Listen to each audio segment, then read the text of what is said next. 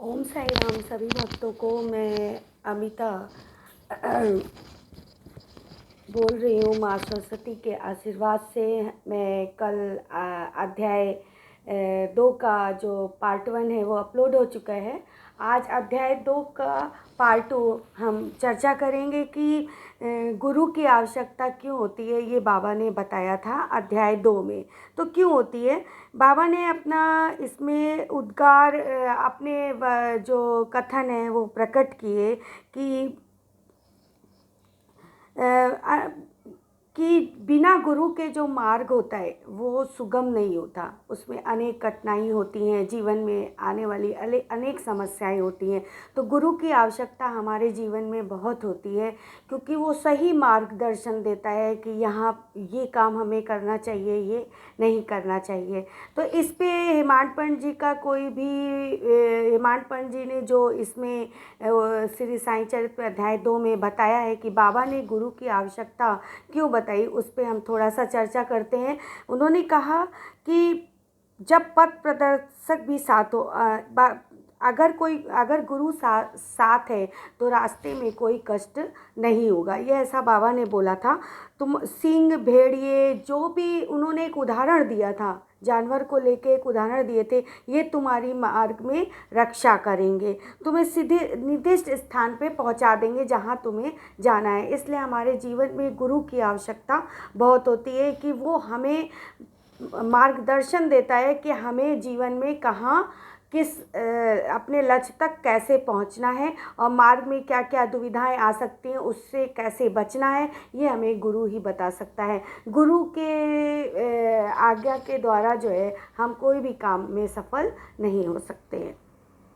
अगर हम गुरु की आज्ञा नहीं लें या हमारे मार्गदर्शक में कोई गुरु नहीं है तो रास्ते में बहुत खड्डक आएंगे, खाई आएंगी, जो बाबा ने एक उदाहरण प्रस्तुत किया है अध्याय 2 में, उसमें हमें गिरने का डर रहता है। तो दाभोलकर जी ने उपयुक्त प्रसंग के अवसर पर वहाँ प्रस्तुत थे। उन्होंने सोचा कि कुछ बाबा कह रहे हैं कि गुरु की आवश्यकता क्यों है, गुरु की आवश्यकता क्यों है। ये दाभोलकर जी ने ऐसा समझा कि बाबा कह रहे हैं कि गुरु की आवश्यकता क्यों है। इस प्रश्न का उत्तर उन्होंने सदा के लिए मन में गांठ बांध लिया और इस विषय पर वाद विवाद नहीं करेंगे। जो उन्होंने वाद विवाद किया था कि जब अपने स्वयं ही अपने सारे कार्य को करना है तो गुरु की आवश्यकता ही क्यों, तब इस पे साईं बाबा ने बोला था कि गुरु की जो आवश्यकता है वो बहुत ज़रूरी है, नहीं तो हम अपने लक्ष्य तक नहीं पहुंच सकते हैं। ये साईं चरित्र अध्याय 2 का सार है। इसमें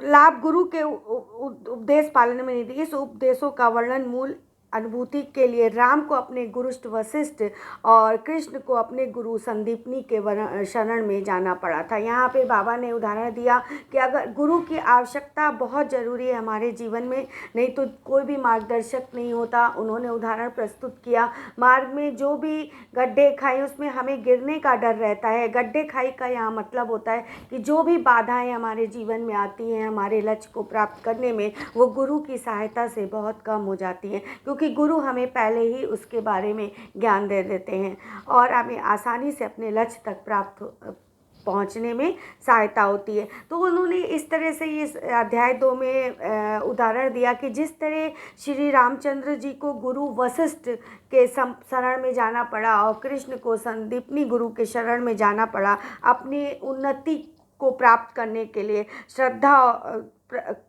अपने मार्ग में उन्नति को प्राप्त करने के लिए इस पृथ्वी पर उन्होंने जन्म लिया श्री राम ने और कृष्ण ने, तो उनको भी गुरु की शरण में जाना पड़ा। बहुत ज्ञानी होते हुए वो साक्षात भगवान के अवतार थे, तब भी उनको गुरु की शरण में जाना पड़ा। ऐसा साईं बाबा ने हमें इस अध्याय 2 में बताया है कि गुरु की आवश्यकता हमारे जीवन में क्या होती है, जिससे हम अपने लक्ष्य तक बिना किसी बाधा तक पहुंच सकते हैं। तो अध्याय 2 को मैं यहीं समाप्त करती हूँ। तो हमें अपने जीवन में किसी न किसी को गुरु ज़रूर बनाना चाहिए और अपने गुरु के आज्ञा का पालन करते हुए हम जब बचपन में हमारे माँ जो है हमारी गुरु होती है, और जब हम बड़े होते हैं स्कूल जाते हैं तो हमारे शिक्षक जो होते हैं, जो हमें शिक्षा देते हैं स्कूल में, वो हमारे गुरु होते हैं। तो जीवन में कोई ना कोई गुरु ज़रूर होता है, चाहे हम कितने भी बड़े हो जाएं, उनका आशीर्वाद और उनका मार्गदर्शन हमारे जीवन में बहुत ज़रूरी होता है। इसीलिए बाबा ने इस चीज़ को यहाँ पे उल्लेखित किया था। और इसी के साथ में ये अध्याय 2 का पार्ट 2 समाप्त करती हूँ। ओम साई राम।